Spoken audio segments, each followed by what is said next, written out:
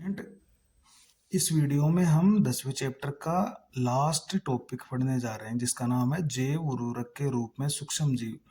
तो आप जानते हो कि किसान अपनी फसल उत्पादन को बढ़ाने के लिए अनेक प्रकार के रासायनिक खादों का इस्तेमाल करता है, उर्वरकों का इस्तेमाल करता है। तो वो रासायनिक जो उर्वरक है या रासायनिक जो पदार्थ है उनके उपयोग से उत्पादकता तो बढ़ती है, लेकिन भूमि को और किसान को वैसे नुकसान बहुत ज़्यादा झेलना पड़ता है और कई तरह की पर्यावरण प्रदूषण जैसी समस्याएं और मानव के स्वास्थ्य संबंधी समस्याएं भी उत्पन्न हो जाती है। तो क्यों ना हम कुछ सूक्ष्म जीवों का इस्तेमाल करके उस खेती के उत्पादन को भी बढ़ाएं और रासायनिक खाद जो उर्वरक हैं, रासायनिक उर्वरक उनके जो जहरीले प्रभाव है उससे अपने आप को बचा भी सकें। तो ऐसे सूक्ष्म जीव हमारे पास मौजूद हैं जिनकी सहायता से हम उनकी जगह रासायनिक उर्वरकों की जगह उनका इस्तेमाल करके उत्पादकता बढ़ा सकते हैं।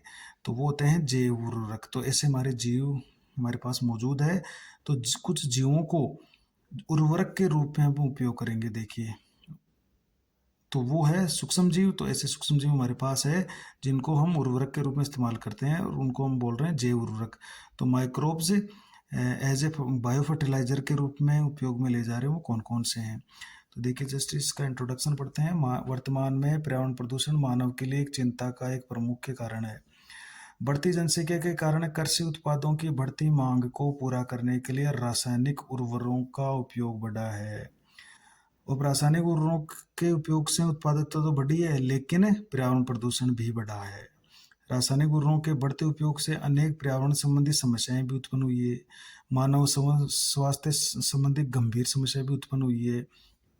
अतः इन समस्याओं के नियंत्रण या रोकथाम के लिए हमें कार्बनिक खेती यानी ऑर्गेनिक फार्मिंग करनी चाहिए और खेती में जैव उर्वरक यानी बायो फर्टिलाइजर का ही उपयोग करना चाहिए।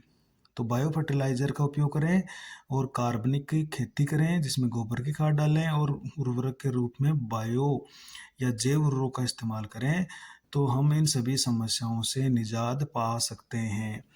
तो बायो फर्टिलाइजर क्या होते हैं? तो देखिए, ये जो जैव उर्वरक होते हैं ये जीवित सूक्ष्म जीव होते हैं जो अपनी प्राकृतिक प्रक्रियाओं द्वारा, देखिए, मृदा में पोषक तत्वों की उपलब्धता को बढ़ा देते हैं।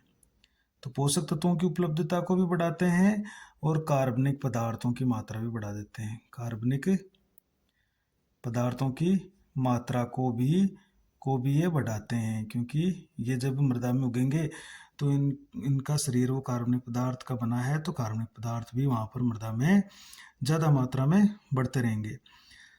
तो ये जीवित सूक्ष्म जीव होते हैं जिसमें प्राकृतिक ऐसी समताएं होती है। उन समताओं के द्वारा ये मृदा में जो पोषक तत्व हैं जो फसल के लिए या पौधे के लिए बहुत ज़रूरी है उसकी मात्रा को ये बढ़ा देते हैं। तो हमें बाहर से रासायनिक उर्वरक डालने की जरूरत नहीं पड़ रही है और ये मृदा में पोषक गुणवत्ता या जो क्वालिटी है उसको भी बढ़ाते हैं। अब जो जैव उर्वरक के मुख्य स्रोत है वो कौन कौन है? तो देखिए, हमारे जीवाणु है, कुछ कुछ कवक हैं और साइनोबैक्टीरिया जिसको नीलहरी शैवाल या BGA भी कहते हैं, ब्लू ग्रीन एल्गी। तो जीवाणु हो गए, कवक हो गए और साइनो बैक्टीरिया, नील हरित शैवाल। तो इसका हम देख लेते हैं। तो कुछ जो जीवाणु जैव उर्वरक के रूप में इस्तेमाल आ रहे हैं वो कौन कौन से हैं। देखिए, जीवाणु। तो सबसे पहले अपन जीवाणु पढ़ेंगे जिसमें पहला जीवाणु है राइजोबियम जीवाणु, जिसका नाम आपने पहले बहुत सुना होगा। ये जीवाणु है वो नाइट्रोजन स्थिरीकरण करने का एक प्रमुख जीवाणु है। देखो, करने का, ये नाइट्रोजन स्थिरीकरण करेगा और ये एक इसकी विशेषता होती है कि ये सहजीवी संबंध के रूप में लेग्यूमिनस जो फलीदार पौधे होते हैं उस लेग्यूमिनस पादपों की जड़ों में स्थित ग्रंथियां जो गांठें पाई जाती है उसमें पाया जाता है। जैसे चने के पौधे में ये उसके जड़ों के अंदर, जैसे ये पौधा है तो उसकी जड़ों में ये गांठों के रूप में यहाँ पर पाया जाएगा। तो इसमें राइजोबियम होगा। ये राइजोबियम क्या करेगा? जो वायुमंडल की नाइट्रोजन होगी उसके कंपाउंड बना देगा, उसका यौगिक बना देगा और उस यौगिक को पौधा ग्रहण कर लेता है, क्योंकि पौधा मुक्त या जो वायुमंडल की नाइट्रोजन है उसको ग्रहण नहीं कर सकता। पौधा वायु नाइट्रोजन को तभी ले पाएगा जब इसके यौगिक बनेंगे। तो ये जो राइजोबियम होता है ये अपनी प्राकृतिक क्षमता के द्वारा इस मुक्त नाइट्रोजन को उसके यौगिकों में बदल देता है और मृदा में मिला देगा, जिससे पौधा आराम से उस नाइट्रोजन को ग्रहण कर पाएगा और अपनी ग्रोथ कर लेगा। तो ये नाइट्रोजन स्थिरीकरण करने का एक प्रमुख जीवाणु है जो सहजीवी संबंध के रूप में लेग्यूमिनेसी पादपों की जड़ों में पाया जाता है। ये जीवाणु वायुमंडलीय नाइट्रोजन को उसके यौगिकों में परिवर्तित कर देते हैं, जिसका उपयोग पौधे करते हैं। तो देखिए ये पादप की जड़ों में गांठों के रूप में रह रहा है, तो इसमें पौधे को भी लाभ हो रहा है और जीवाणु को भी रहने के लिए जगह मिल रही है, पोषण मिल रहा है। तो यहाँ पर दोनों पौधा और राइजोबियम साथ साथ एक दूसरे को फायदा पहुंचाते हैं, जीवन यापन करते हैं और ऐसा संबंध सहजीवी संबंध कहलाता है। दूसरा है देखिए एजोस्पाइरिलम तथा एजेटोबैक्टर जीवाणु। देखिए ये जो जीवाणु है ये मृदा में रहने वाले मुक्त जीवी, देखो free living bacteria, free living होते हैं, यानी ये किसी से सहजीवी संबंध नहीं बनाते हैं। ये फ्री लिविंग होते हैं, मुक्त जीवी होते हैं, यानी मुक्तावस्था में रहते हैं। ये मुक्तावस्था में रहने वाले जीवाणु होते हैं, यानी असहजीवी होते हैं, किसी के साथ ये कोई संबंध रहने के लिए, जिंदा रहने के लिए नहीं बनाते हैं, मुक्त रूप से निवास करते हैं मृदा में। लेकिन इनमें भी विशेषता होती है कि ये भी वायुमंडलीय नाइट्रोजन का स्थिरीकरण करते हैं, मतलब उसको यौगिकों में बदलते हैं और ये मृदा में नाइट्रोजन की मात्रा को बढ़ा देते हैं, या इनसे मृदा में नाइट्रोजन बढ़ जाती है। तो ये जिस तरह से राइजोबियम है उस तरह से एजोस्पाइरिलम और एजेटोबैक्टर जीवाणु भी बहुत महत्वपूर्ण है। अभी यहाँ पर इस तरह का प्रश्न आता है कि ऐसे जीवाणु का जैव उर्वरक के रूप में ऐसे जीवाणु का नाम बताइए जो सहजीवी होता है, तब तो आपको करना है राइजोबियम। और असहजीवी या मुक्त जीवी पूछ ले तो यहाँ पर आप एजोस्पाइरिलम का उदाहरण दे सकते हो या एजेटोबैक्टर का उदाहरण दे सकते हो। तो यहाँ पर ये याद रखना, ये असहजीवी होते हैं और ये सहजीवी होते हैं।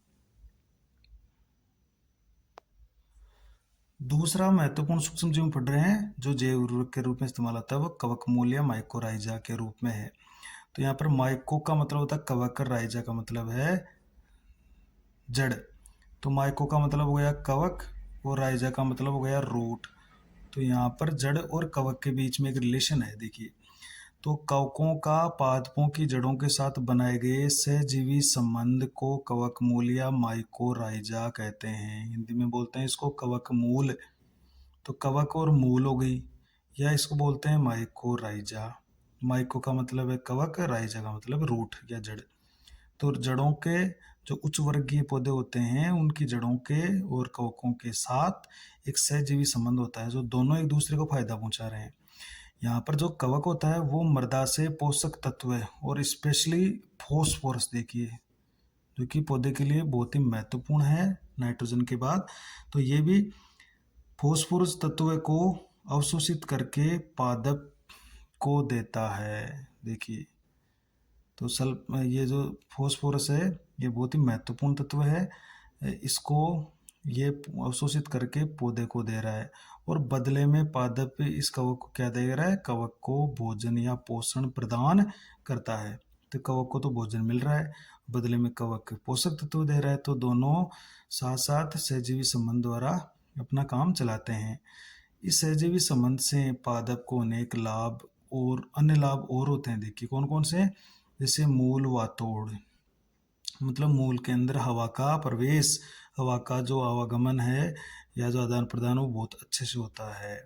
रोगजनक के प्रति प्रतिरोधकता, जिन जड़ों में कवक मूल होता है वहां पर रोग भी नहीं लगते हैं। लवणता और सूखे के प्रति सहनशीलता, चाहे कितना ज़्यादा लवणीय स्थिति आ जाए या सूखे की स्थिति आ जाए उसको भी ये पौधे सहन कर लेंगे। और इनकी जो कुल वृद्धि और विकास होता है वो भी अच्छे से होता है इसके कारण। तो ये तो इनका है ही, बाकी अन्य लाभ भी पौधे को इस तरह से, अन्य लाभ भी जैसे मूल के अंदर हवा का प्रवेश आसानी से रहता है तो मूल अच्छी तरह से ग्रोथ कर रही है, रोग भी नहीं लगते हैं, रोगों के प्रति प्रतिरोधकता है, लवणता रोधी है, सूखे के प्रति भी सहनशील है और अच्छी तरह से वृद्धि और विकास होता है। तो ये कवकमूल पौधे के लिए और कवक के लिए दोनों के लिए फायदेमंद है। देखिए तो इसका इस्तेमाल हम कर सकते हैं। और एक और महत्वपूर्ण सूक्ष्म जीव है साइनोबैक्टीरिया, नीलहरी शैवाल। देखिए, तो ये जो साइनोबैक्टीरिया होते हैं ये स्वपोषित होते हैं। देखिए, ये इंपॉर्टेंट है, ऑटोट्रोप होते हैं, ये ध्यान रखिएगा कि ऐसे सूक्ष्म जीव का नाम बताइए जो स्वपोषित होता है और जैव उर्वरक के रूप में इस्तेमाल होता है, तो वो साइनोबैक्टीरिया है। तो ये जो साइनोबैक्टीरिया होते हैं स्वपोषित सूक्ष्म जीव होते हैं जो अपना भोजन स्वयं निर्मित करते हैं। ये जलीय या स्थलीय आवासों में विस्तृत रूप से पाए जाते हैं। ये जल में भी पाए जा सकते हैं और स्थल पर भी पाए जा सकते हैं। नीलहरी शैवालों, अब स्थल पर रहने के लिए इनको नमी चाहिए। देखिए, छायादार स्थान या नमी वाला स्थान चाहिए होता है, जबकि पानी में तो ये बहुत अच्छे से ग्रोथ करते हैं। नीलहरी शैवालों में विशेष प्रकार की कोशिकाएं, ये इनकी एक महत्वपूर्ण बात है कि इनके अंदर कुछ विशेष प्रकार की कोशिकाएं पाई जाती है जिनको हेटेरोसिस्ट कहते हैं। ये सेल है वो हेटेरोसिस्ट। और इन कोशिकाओं की सहायता से ये जो नीलहरी शैवाल है ये वायुमंडलीय नाइट्रोजन का स्थिरीकरण करते हैं, मतलब नाइट्रोजन से उसके यौगिक बना लेते हैं जो पौधे को मिल जाता है। जैसे धान के खेत है, धान का खेत जिसमें हम चावल बोते हैं जो कि पानी में होता है, तो धान के खेत में अगर साइनोबैक्टीरिया डाल दें तो बहुत अच्छे से चावल की फसल होती है। तो धान के खेत में साइनोबैक्टीरिया महत्वपूर्ण जैव उर्वरक बायो फर्टिलाइजर की भूमिका निभाते हैं।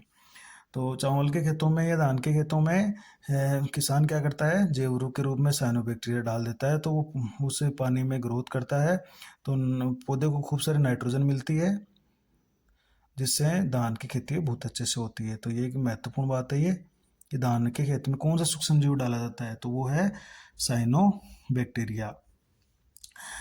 ये जो नीलहरी शैवाल होते हैं ये मृदा में कार्बनिक पदार्थों की मात्रा में भी वृद्धि करते हैं। कैसे? क्योंकि इनके बॉडी के अंदर बहुत सारे कार्बनिक पदार्थ बनते हैं जैव मात्रा के रूप में, और इनसे मृदा में कार्बनिक पदार्थों की मात्रा बढ़ती जाती है, जिससे मृदा की जो उर्वरता है, वो फर्टिलिटी है, वो भी बढ़ती है। तो ये एक तो नाइट्रोजन के स्रोत के रूप में काम आ रहे हैं और भूमि की उर्वरता को भी बढ़ाते हैं। तो इस वीडियो के साथ ही जो 10वां चैप्टर है वो पूरा होता है, और नेक्स्ट वीडियो के साथ हम जो 2 चैप्टर और बच जाते हैं अपने बायो में उसको भी फटाफट कंप्लीट करेंगे। इसके नोट्स बनाए जा रहे हैं, तो आपको जल्दी इसके उपलब्ध होंगे। Thank you.